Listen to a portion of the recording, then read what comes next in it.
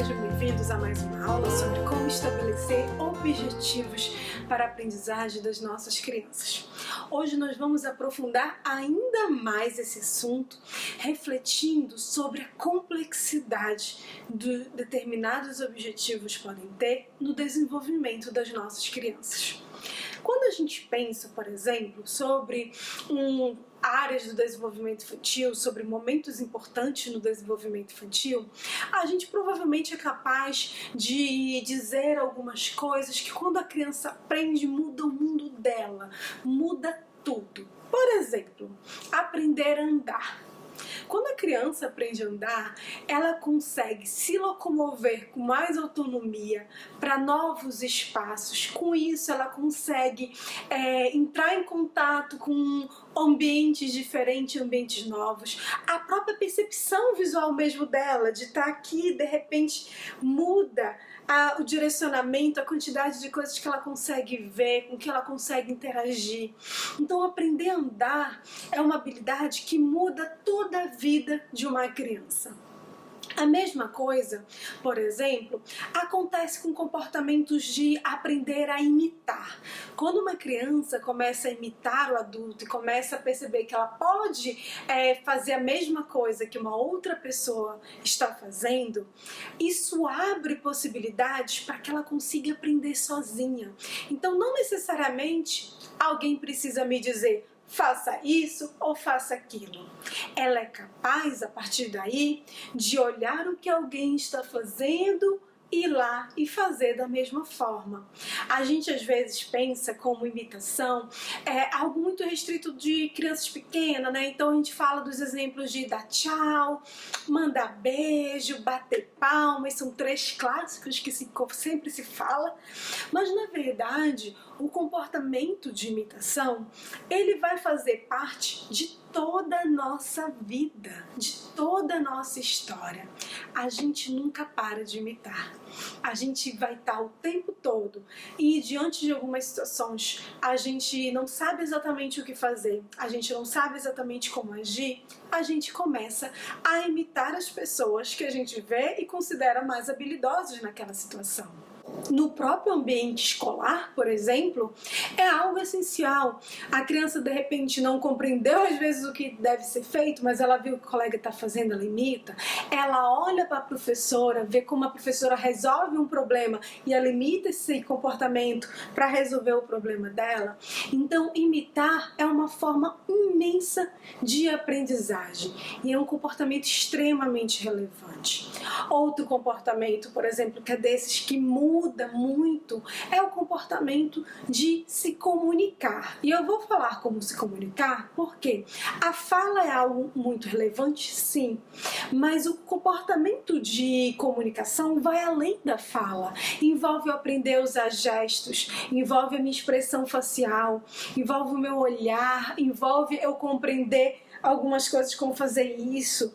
Então esses gestos e a fala são habilidades que quando a gente aprende a usá-las, a nossa forma de interagir com o outro muda. De repente, eu não vou mais fazer um comportamento como gritar, porque eu aprendi a falar, ou porque eu aprendi a pedir com PEX, ou porque eu aprendi a estar me comunicando com as pessoas ao meu redor de determinada forma.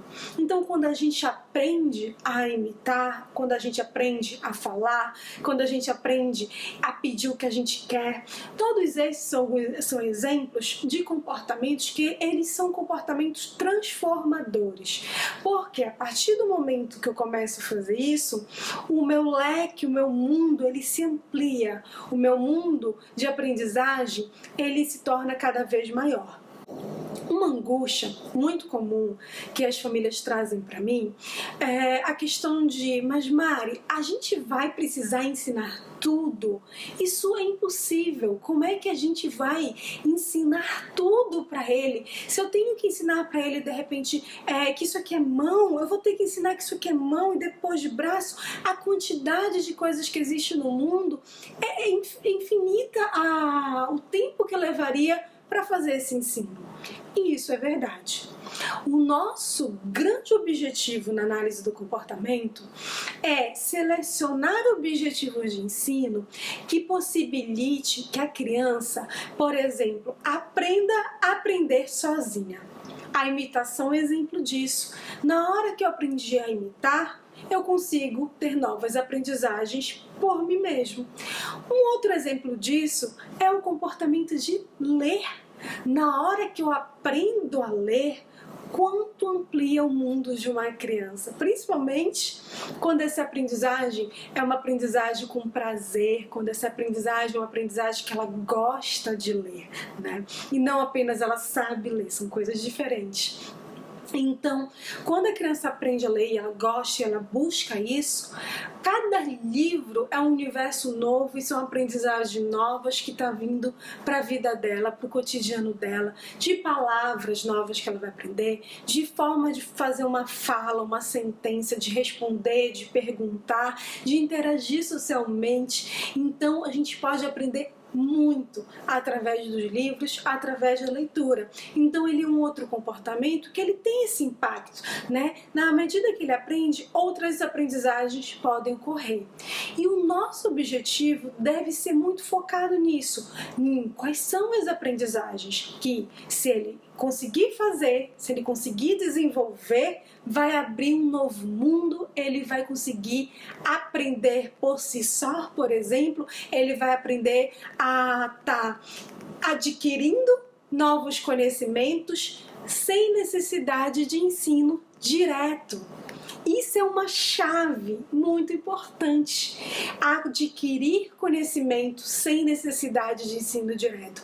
Eu vou ensinar a criança a aprender. E isso a gente tem que estar focando nessas habilidades. Habilidades que ela vai aprender sozinho e habilidades que vão mudar o mundo dela, que vão ampliar o mundo dela, que de repente vão fazer com que ela consiga se relacionar mais. Um exemplo de habilidade extremamente importante, que em geral muda a vida da criança, de qualquer criança na verdade, é aprender a dizer por favor, obrigada, desculpa. Então, quando a criança aprende a dizer essas palavras, se a gente coloca numa frase o por favor, se a gente coloca numa frase o obrigado, a nossa relação social é diferente. A chance, de repente, das pessoas interagirem com a gente de uma forma mais positiva aumenta. A chance, de repente, das pessoas fazerem aquilo que eu estou pedindo, que eu estou querendo, aumenta. Então é uma habilidade que parece simples se a gente for olhar, né? Mas que na hora que eu aprendo a executar isso no meu dia a dia, fazer isso no meu dia a dia, amplia o meu leque de interações sociais, de coisas que eu consigo, de coisas que vão mudar na minha vida. Por que eu trouxe esse exemplo para vocês? Porque não necessariamente precisa ser algo complexo. Quando a gente pensa do comportamento de ler, é um comportamento extremamente complexo. Existem vários pré-requisitos e várias pequenas habilidades que a criança precisa adquirir para conseguir ler. Outros comportamentos podem ser mais simples, mas também terem um impacto grande na vida da criança. Uma chave que é importante da gente estar conhecendo, sabendo, um ponto que é relevante, é que o que pode mudar a vida de uma criança e a interação dela e a forma como ela lida com o mundo, não necessariamente vai ser a mesma coisa para uma outra criança. Cada família tem, de repente, um determinado contexto. Para algumas famílias, por exemplo, que de repente tem um contexto de vida onde elas saem muito, vão muito para restaurante, vão muito para festa, vão muito para situações sociais, a criança aprender a comer com independência, ou de repente a criança aprender a ter um repertório de autonomia nesse espaço, se comportar nesse espaço adequadamente, pode ser algo que vai ser absurdamente relevante e que vai ampliar ampliar o mundo da criança. Por quê? Porque de repente, na medida que ele desenvolveu esse repertório, os pais vão se sentir mais confiantes para estar indo junto com a criança para diferentes locais. E na medida que eles vão com as crianças para diferentes locais, eu amplio a quantidade de pessoas com que ela está se relacionando, eu amplio a quantidade de ambientes que ela está conhecendo, que ela está interagindo. Então, isso para essa família pode ser muito importante. Agora, de repente, se eu tenho uma família que é uma família mais introspectiva, que é uma família que não sai tanto, que é uma família que o núcleo dela é menor, que as interações são mais no ambiente familiar, pode ser que para essa família o impacto da criança aprender a comer sozinho, de repente aprender a se comportar em determinados contextos sociais, não vai trazer as mesmas consequências positivas, porque de repente a criança nem é exposta tanto a esses contextos, a essa situação. Então eu devo me perguntar para minha família o que vai fazer uma diferença grande. Um outro comportamento que costuma ser algo que amplia leques é o comportamento de aprender a ir no banheiro com independência, ou aprender a pedir para ir no banheiro. Quando a criança passa por esse processo de desfraude, em geral facilita de repente que a família viajar, a família passar mais tempo longe de casa em determinadas situações, que antes, sem o desfraude, ela teria mais preocupações. Então, de repente, para uma determinada família, isso pode ser algo extremamente relevante e que vai mudar toda a forma e organização da criança, de para onde ela vai, como ela interage. Eu preciso então estar analisando e pensando se o comportamento é algo que vai aumentar o leque da minha criança, aumentar a quantidade de ambientes que ela frequenta, aumentar a quantidade de interações sociais que ela tem, e se ou outras habilidades, e se esse comportamento vai ser um comportamento que vai fazendo com que ela consiga aprender sozinha a partir daí, que ela vai conseguir se expor ao novo ambiente, ao novo mundo, como a gente falou da imitação, como a gente falou da leitura. A partir daí, ele começa a aprender sozinho. Existe um terceiro formas de objetivos, terceiros tipos de comportamento que também devem ser relevantes para a gente olhar, que são aqueles comportamentos que, na medida que eu aprendo X e Y, eu consigo fazer Z. Vamos pensar no exemplo? Vamos pensar no exemplo do mundo acadêmico. Para a criança aprender a fazer uma conta, ela precisa aprender a reconhecer os números. Então ela precisa saber quais são os números, ela precisa conseguir identificar cada um. Mas isso não é suficiente. Para uma criança aprender a fazer uma conta, ela também precisa, por exemplo, desenvolver a noção do que significa o sinal do mais, o que significa o sinal de menos. Ela não vai conseguir realizar a operação matemática, por exemplo, sem essas duas habilidades. A partir do momento que ele adquire as duas, eu consigo ter uma terceira. Então, às vezes, a gente está focando em algumas questões que elas são maiores, mas que para eu chegar lá eu preciso ter outras habilidades, eu preciso às vezes ter mais de uma habilidade para que eu consiga executar aquele comportamento. E isso nos leva a uma questão. Às vezes a gente tem como objetivos, e a gente pensa nele como objetivos de curto prazo, coisas que ainda são de longos. Só que a gente às vezes não consegue ver e perceber que eles ainda são de longos. Por exemplo, aprender a ler. Vamos pegar essa questão que eu sei que é muito importante para vocês, sempre é algo muito relevante. Para eu aprender a ler, eu preciso aprender a reconhecer as letras. Para eu aprender a ler, eu preciso aprender a recombinar sons e sílabas e entender que a recombinação gera novas palavras. Para eu aprender a ler, eu preciso aprender que esse símbolo, essa palavra, existe uma correspondência para ela. Não só vocal, mas existe uma imagem que é correspondente para ela. Eu dei aqui exemplos bem simples, mas na verdade é mais complexo que isso, né? Mas existem pré-requisitos. Existem coisas que eu preciso aprender antes de aprender a ler. Então, às vezes, para eu atingir esse objetivo maior, a gente precisa olhar para os pré-requisitos. A mesma coisa acontece com comportamentos de falar. Para eu aprender a falar, existem vários outros comportamentos que eu preciso aprender antes. Por exemplo, se eu estou trabalhando com uma criança que ainda não é vocal, que não emite tantos sons, para eu ensiná-la a falar, o meu primeiro objetivo vai ser aumentar o número de vocalizações que ela faz, aumentar a quantidade de sons, aumentar a quantidade de sons que ela é capaz de produzir. Porque é a partir daí que a gente vai trabalhar a fala. Para ela aprender a falar, eu vou precisar, depois de um tempo, fazer com que esse som ele seja o mais refinado possível. Ou seja, que não seja mais só um som ou um balbucio, que seja uma correspondência do que eu estou falando. Então, esse som ele vai adquirindo significado, como ba, como pá. Existe um significado. Eu vou precisar que essa criança aprenda a imitar o meu comportamento verbal.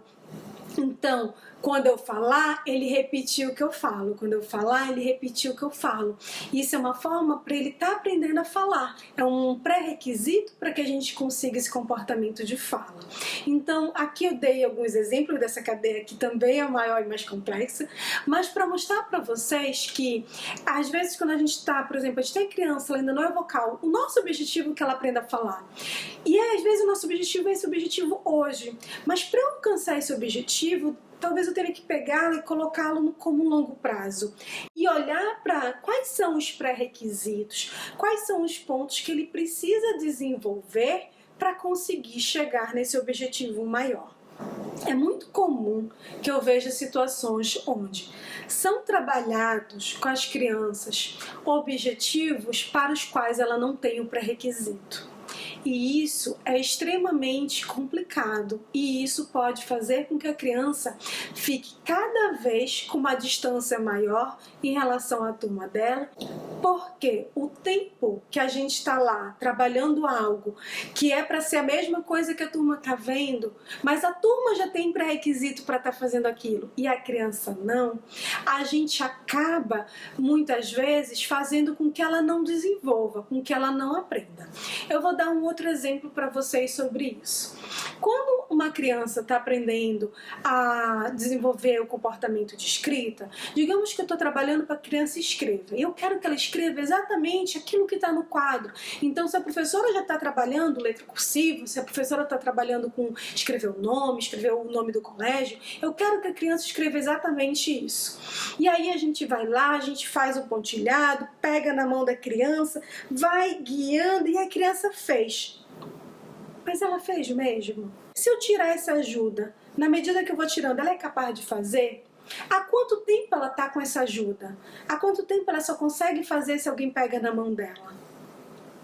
Será que de repente a gente não deveria trabalhar pré-requisitos que estão faltando para que essa criança aprenda a fazer essa escrita com autonomia, com independência? E talvez para a gente conseguir isso, a gente precise dar um passo atrás e trabalhar, por exemplo, que a criança aprenda a fazer linhas retas, para trabalhar que a criança aprenda a fazer linhas diagonais, que ela aprenda a fazer um círculo, que ela aprenda a fazer um semicírculo. Por quê? Existem determinados movimentos e determinados linhas que são essenciais para o comportamento de escrita.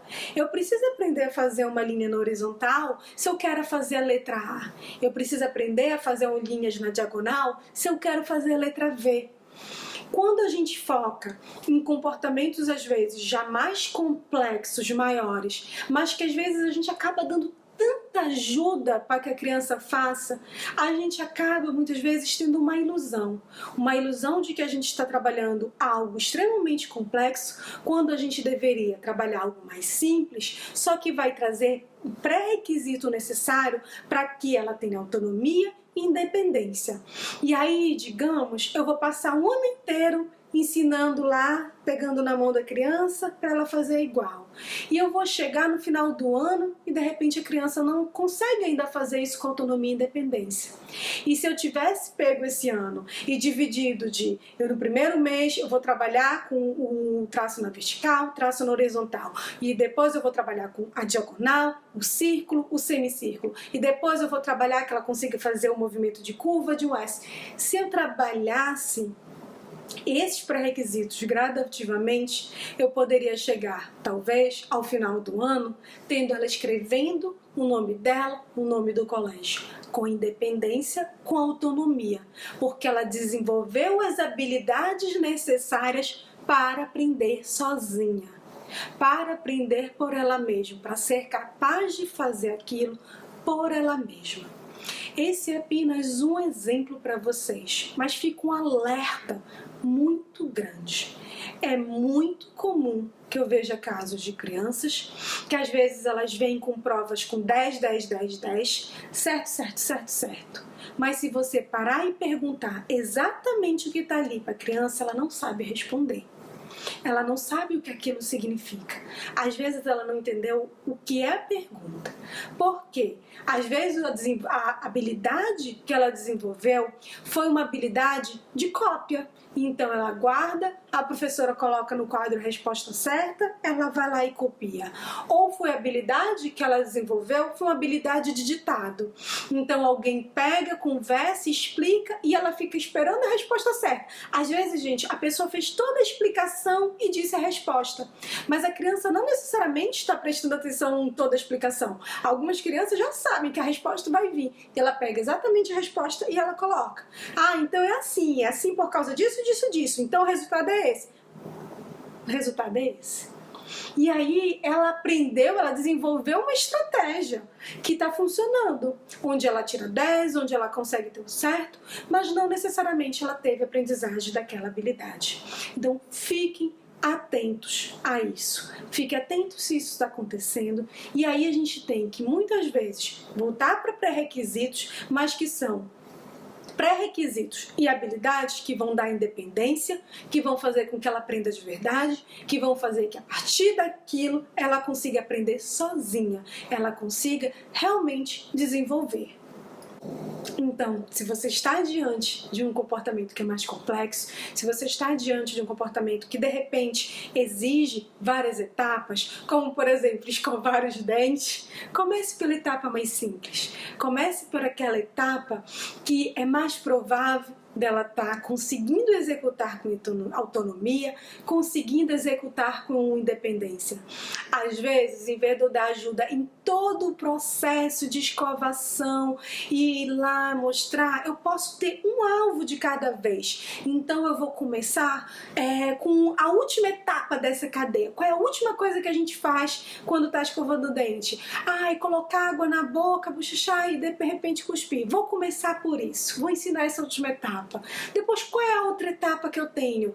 Ele precisa aprender a escovar a língua. Essa é a última etapa. Vou ensinar agora, além disso, isso que ele já sabe fazer, de colocar água na boca e cuspir, eu vou ensinar agora, além disso, ele já sabe, eu vou para o próximo ponto, que é ele aprender a escovar a língua. Depois, qual é a próxima etapa? Então, a gente pode tanto começar pelo último componente da etapa, que eu recomendo, existem vários motivos para isso, a gente ainda vai falar mais, mas eu também posso começar pelo primeiro, que de repente é pegar a escova, que de repente é colocar pasta na escova. Então, diante de comportamentos complexos, comece pelo mais fácil, comece pelaquilo que é a primeira etapa da cadeia e gradativamente a gente vai construir. A análise do comportamento, ela tem muito esse foco, dividir algo que é complexo em etapas menores e construir gradativamente esse comportamento, essa habilidade com a criança. Um outro ponto que nós devemos refletir na hora de pensar nos objetivos são objetivos que trazem ganhos secundários. Como assim ganhos secundários? Por exemplo, escovar os dentes. Na medida que a criança aprende a escovar os dentes, quanto vai diminuir a ida de vocês ao dentista? E se ir ao dentista for um evento estressor, um evento que para a criança não é tão legal, será que isso não vai trazer mais qualidade de vida? Então, existem habilidades que quando eu aprendo, vai aumentar outras questões, vai trazer ganhos secundários daquele comportamento que eu aprendi. Em geral, por exemplo, a habilidade de brincar sozinho é uma habilidade que costuma trazer vários ganhos secundários. Diminui comportamento, às vezes, de estereotipia, quando a criança está no momento ansioso, permite, às vezes, que a família tenha uma flexibilidade maior de tempo para estar fazendo outras coisas, às vezes, enquanto a criança está brincando, permita que a criança desenvolva vários repertórios de aprendizagem visuais, lúdicos, à medida que de repente ela está aprendendo, montando quebra-cabeça e visualmente ela está aprendendo a fazer aquilo. Então é uma habilidade que traz muitos ganhos secundários. Às vezes a gente precisa pensar nisso. Quais são os ganhos secundários que eu vou ter na medida que eu ensino essa habilidade para minha criança? Então, eu gosto muito de fazer um exercício que eu vou deixar aqui embaixo para vocês. Qual é a ideia? Vocês vão colocar, por exemplo, um objetivo bem no centro da página e vão ter várias setinhas para espaços em brancos. E a ideia é que vocês reflitam sobre tudo isso que a gente conversou, reflitam sobre todos esses ganhos secundários, todas as outras coisas que a criança pode aprender a partir daí e sempre com um foco essencial. Isso vai trazer qualidade de vida para sua criança. Isso vai trazer qualidade de vida para sua família. Porque é exatamente isso que a gente quer alcançar.